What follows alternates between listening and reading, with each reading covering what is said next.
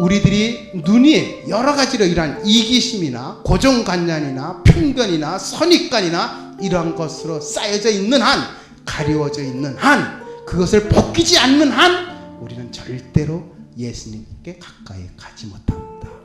하나님 말씀으로 들어갈 수가 없습니다.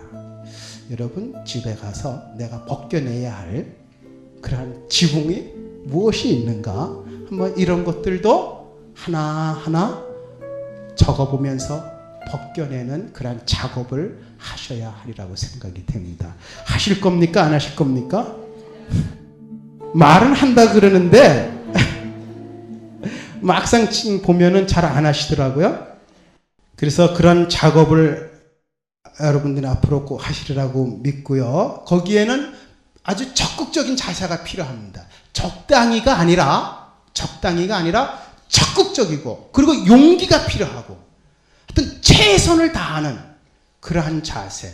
적어도 여러분들이 매주 월요일날 성서 강의를 듣고 오시기 위해서는 적어도 여러분이 일주일간 다음 주에 어느 복음을 할 거다라는 것을 이미 여러분들 알고 계시기 때문에 그 복음을 나름대로 최선을 다해서 읽어보고 또 그 말을 생각해보고 묵상해보고 나름대로 구멍을 내고 지붕을 벗겨내는 그런 작업을 하고 오실 때, 그럴 때 구멍이, 제가 여기서 한마디만 해도 시원하게 구멍이 펑펑 뚫리고 시원하게 벗겨지고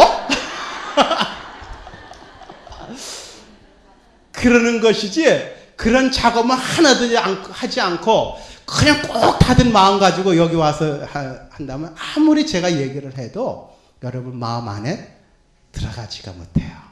그렇죠? 자, 이렇게 네 사람에 의해서 이 사람들이 왔는데요. 근데 첫 번째 만나는 장애는 사람들이었고, 두 번째 장애는 지붕이었고, 그렇지만은 그런 것을 다 뛰어넘어서 이제 중풍병자를 요에 눕힌 채 예수 앞에 달아내려 보냈습니다. 그 다음에 할 일은, 이 사람들이 할 수 있는 일은 다 했습니다. 그렇죠? 그 다음부터 할 일은 누가 하시는가? 이제 예수님께 맡기는 거예요. 그런 자세를 우리는 자꾸만 배워야 됩니다. 우리가 할 수 있는 것까지는 최선을 다하고 그 나머지는 예수님께 맡기는 거예요. 당신이 알아서 하십시오. 내가 할 수 있는 것은 나는 다 했습니다. 그 다음 일은 당신이 알아서 해 주십시오. 그렇게 맡기는 거, 이게 믿음의 자세거든요. 근데 우리는 이건 끝까지 하고 그 다음에 맡기는 거, 요것을 못하는 것 같아요. 우리 끝까지 다 하고 그 다음에 우리는 그대로 이루어지기를, 맡기지 않고 내가 청하는 것을 그대로 이루어지기를 고집하고 바라는 이런 것들이 우리들 안에서 많이 있는 것 같아요. 근데 신앙의 자세는 그런 것이 아니다 이거죠. 우리가 할 수 있는 것까지는 최선을 다하고 나머지는 하느님께 맡기는 것. 이니시아티브를 쥐고 계신 분은 하느님이시니까. 그분은 나보다도 더 전능하신 분, 그분은 나보다도 내가 더 잘 되기를 바라고 계시는 분, 그분은 나보다도 더 내가 어떻게 하면 좋은 길로 갈 수 있는지를 더 잘 알고 계시는 분, 그분을 신뢰하라는 거죠. 그게 신앙이라는 거죠. 우리가 하느님을 핸들링 하려고 하지 말고 우리 뜻대로 하느님을 이렇게 오시도록 하려고 하지 말고 우리가 할 수 있는 것은 그분께 가고 그분께 데려가고 나머지는 그분께 완전히 맡겨드리는 것, 이것이 바로 우리 신앙의 자세입니다. 이렇게 데려왔을 때 그다음 이제 예수님이 움직이십니다. 예수님이 어떻게 움직이시는가? 예수께서는 그들의 믿음을 보시고 중풍병자에게 너는 죄를 용서받았다 이렇게 말씀하셨다. 참으로 이상한 것은 여기에서 예수님이 무엇을 보셨습니까? 무엇을 보셨어요? 예수님이 본 것은 중풍병자의 믿음을 보셨습니까? 아니면은 중풍병자를 데리고 온 그 사람들의 믿음을 보셨다는 거예요. 그러니까 네 사람의 믿음을 보시고 치유시켜 주셨어요. 참 놀랍죠. 중풍병자의 믿음을 보신 것이 아니라 그를 데리고 온 그 사람들의 믿음을 보시고 이 병자를 치유시켜 주셨습니다. 그러니까는 예수님은 이렇게 보면 어떻게 하면은 우리를 치유시켜 줄 수 있는가만을 생각하시는 분 같아요. 중풍병자가 믿음이 없으면은 그를 데리고 온 그 사람들의 믿음을 보시고 치유시켜 주시고, 데리고 온 사람들의 믿음이 없으면은 그 환자의 믿음을 보시고 치유시켜 주시고, 하여튼 어떻게 해서든지 치유시켜 주시고자 하시는 그 하나님이에요. 중풍병자는 믿음이 없는 사람입니다. 여기서 말하는 이 중풍병자는 이 사람 믿음 때문에 여기 온 것은 아닙니다. 이 사람이 여기에 온 것은 오로지 주위에 있는 그 네 사람, 그 사람에 의해서 온 것이지, 중풍병자가 원해서 또는 그러한 믿음 때문에 이 주위에 있는 사람들이 이렇게 딸려서 이렇게 온 것은 아닙니다. 그러니까 참 병을 우리가 치유받는 것도 여러 가지 방법이 있을 수가 있습니다. 마찬가지로 여러분들이 누구를 위해서 기도할 때, 여러분들이 하나님께 나오지 못하게 막고 있는 이 사람들만 원망하지 말고, 막고 있다고 원망하지 말고, 이런 사람들이 있을 때 그럼에도 불구하고 여러분들이 참다운 믿음을 갖고 하나님께 청할 땐 여러분의 믿음을 보시고 이 사람들도 하나님께 올 수 있도록 치유될 수 있다는 겁니다. 그러니까 꼭 내가 청해야 하고 그 사람이 와서 청해야지만이 치유받을 수 있고 은혜 받을 수 있다, 이거는 아니라는 거죠. 우리들이 누구를 위해서 기도해 준다, 우리들이 진정한 마음으로 기도해주고 그러한 열성을 보여줄 때 그 사람이 그러한 마음의 준비가 안 돼 있다 하더라도 우리의 모습을 보시고 우리의 믿음을 보시고 주님은 그 사람을 치유시켜 주시고자 하시는 그분이 바로 우리가 믿는 하느님이시라는 거죠. 그러니까 기도할 만 나는 거죠. 그렇죠? 그래서 우리는 많은 사람들, 우리 주위에 앓고 있는 많은 사람들을 위해서 우리는 기도해야 됩니다. 우리들의 믿음이 간절할 때 그네들도 치유받을 수 있기 때문에 그렇습니다. 성서에서 믿는다는 것은, 성서에서 예수님을 믿는다는 것은 예수님을 실제적으로 따라가는 것을 말합니다. 예수님이 어부 네 사람을 불렀을 때 나를 따라오라고 했을 때 제자들이 따라 나섰습니다. 그렇죠?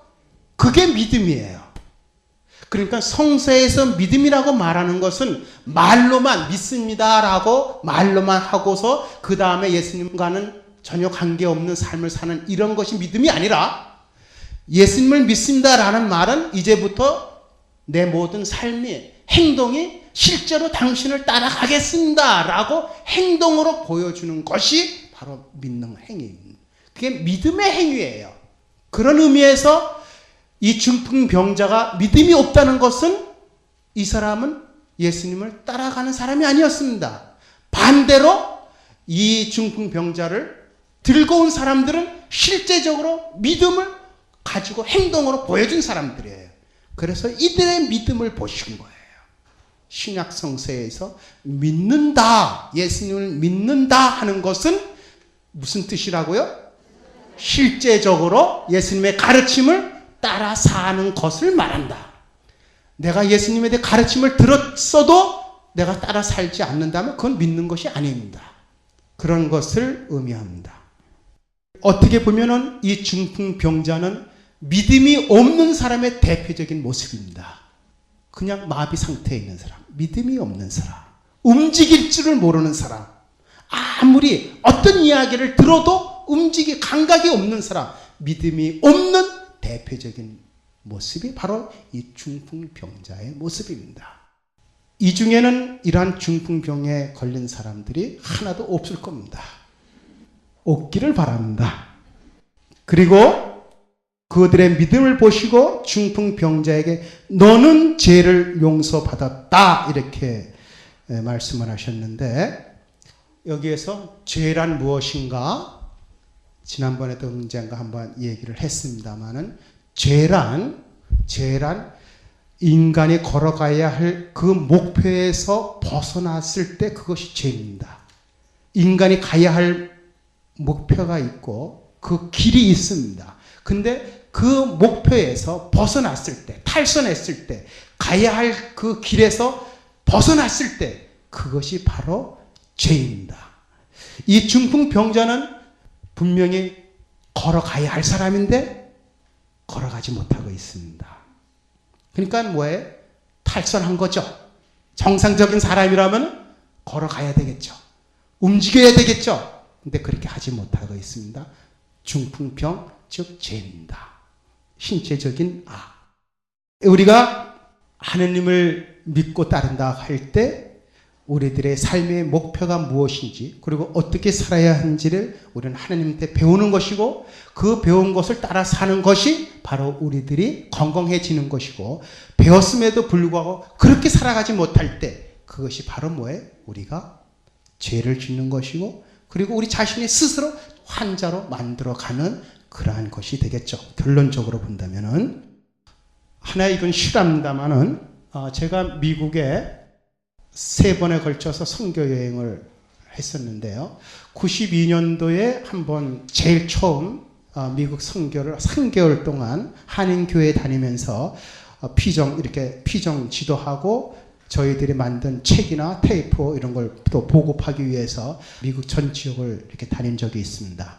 92년도에 한 번 했고 95년도에 한 번 했고 97년도에 한 번 했고 바오로 사도가 제 3차 전도 여행을 하듯이 저도 3차 전도 여행을 했는데 앞으로 또 기회가 되면 할 생각입니다만은 92년도에 제가 어느 본당에 갔었을 때 그때도 저녁에 보통 8시, 7시 미사 끝나고 나서 이렇게 신자들 피정 강의를 했는데 그때 4일 동안, 닷새 동안 이렇게 제가 피정 강의를 했었습니다. 매일 저녁에 1시간 반, 90분 강의를 했었는데 근데 그때 맨 마지막 강의 끝나고 나오는데 어느 할머니가 제 손을 꽉 잡았습니다.